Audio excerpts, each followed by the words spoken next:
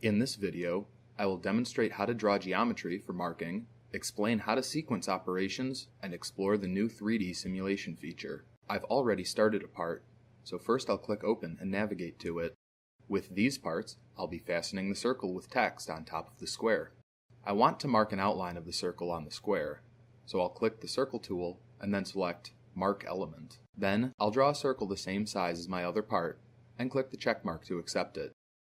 I can tell that this geometry will be marked by the dashed lines, as well as the shading inside of it indicating that there is no cutout. I also want to mark the text, but it's currently set to be cut.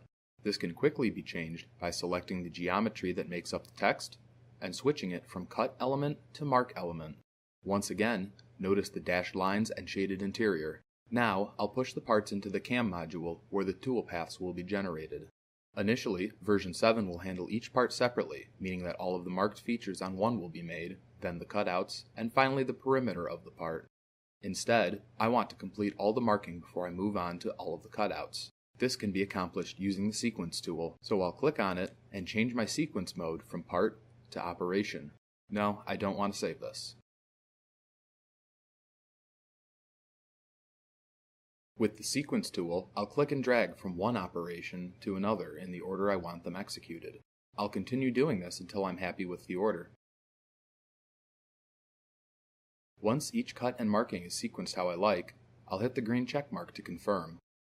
I can easily verify that each task will be completed in the right order using the new 3D simulation tool. When I click the tool, it opens on the right-hand side of the screen. I'll run the simulation and watch to verify that the program follows the correct sequence.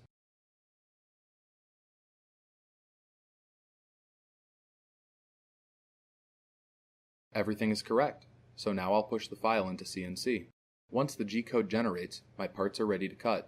You can see how easy it is to use plasma marking in version 7, as well as how helpful the Sequence tool and new 3D simulation are in tailoring a program to cut the way you want it to.